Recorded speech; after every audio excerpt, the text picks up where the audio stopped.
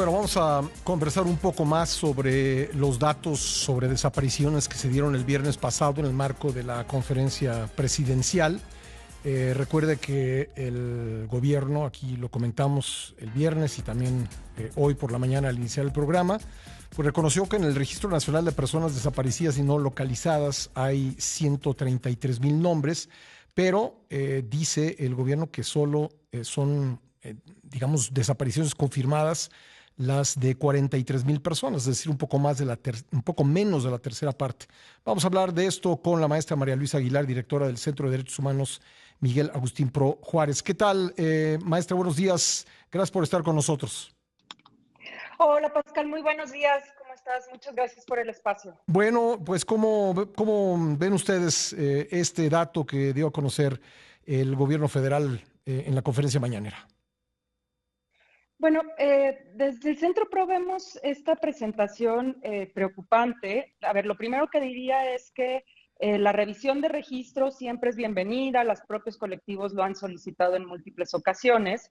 Sin embargo, parte de esta revisión tiene que ser con una metodología mucho más abierta y sobre todo con una acción hacia adelante de qué se va a hacer para mejorar estos registros. Lo segundo que diría es...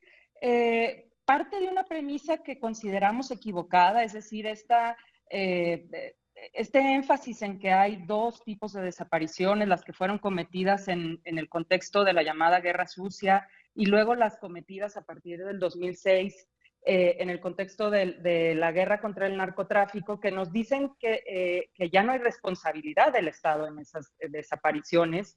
Y creo que pues eso... con solo escuchar espacios como el tuyo, donde ha habido múltiples reportajes alrededor de cómo la colusión entre distintas autoridades a nivel local o incluso federal han sido parte de estas desapariciones, pues también preocupa porque pareciera que más bien se está buscando quitar responsabilidad al Estado. Y luego ya en términos específicos de los datos, pues preocupa mucho que se le siga poniendo la responsabilidad a las familias en lógica de entender qué tipo de acciones está tomando el Estado en cada uno de sus casos, porque cuando se nos dice que más de 43,000 personas o registros de personas desaparecidas no tienen información, 46,000, perdón, no tienen información suficiente para la búsqueda, tampoco se nos dice qué tipo de acciones estará tomando la autoridad para mejorar esos registros y buscar a las personas, porque hay que recordar que esos registros se alimentan con información de las autoridades. Bueno, y además, pues hemos aquí en este espacio comentado varias veces el dato de 70,000 cuerpos sin identificar. Es decir, al reducir de esta manera, pues el número de desapariciones reales de acuerdo con el gobierno, pues parece que no se toma en cuenta, pues que es un dato muy concreto y que no se ha avanzado demasiado en esclarecer la identidad de esos cuerpos.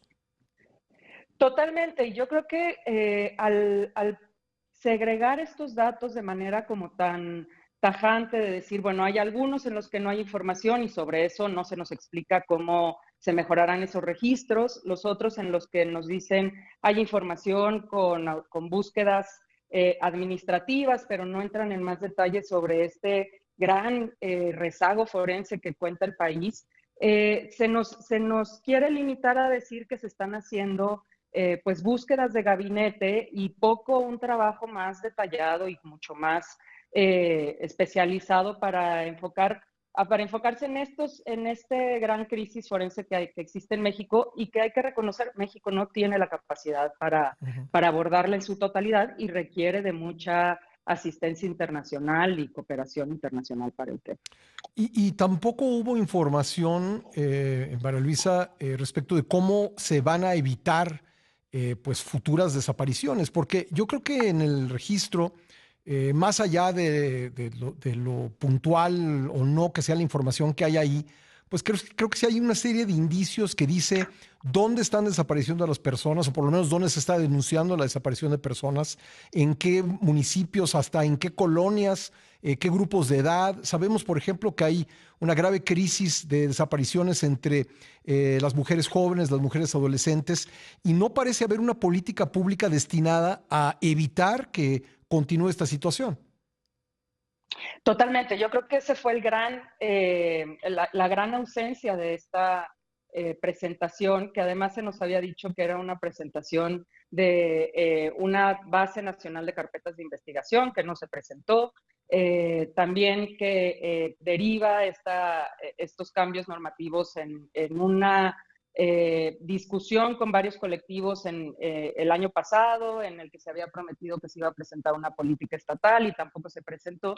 Y creo que lo que mencionas es uno de los temas centrales. Lo que sí escuchamos el viernes, y hay que reconocerlo, es a la Secretaría de Gobernación, a la secretaria en realidad, reconociendo que tenemos un problema serio de reclutamiento forzado en el contexto de México, Ujú. que afecta principalmente a los jóvenes en este país. Y lo que no escuchamos fue eso, ¿no? El tema en particular de qué acciones se van a tomar para evitar que se sigan cometiendo en la dimensión que se cometen estas desapariciones y no solo con un número ínfimo de detenciones del que se habló y que además usualmente no llega ni siquiera a sentencias, porque como también nos lo mostró los números que se presentaron de carpetas de investigación abiertas, pues el gran problema del tema de desapariciones, pero de muchas otras violaciones a derechos humanos, están centradas en la incapacidad y la Ujú. negligencia de las fiscalías que no han sido modificadas.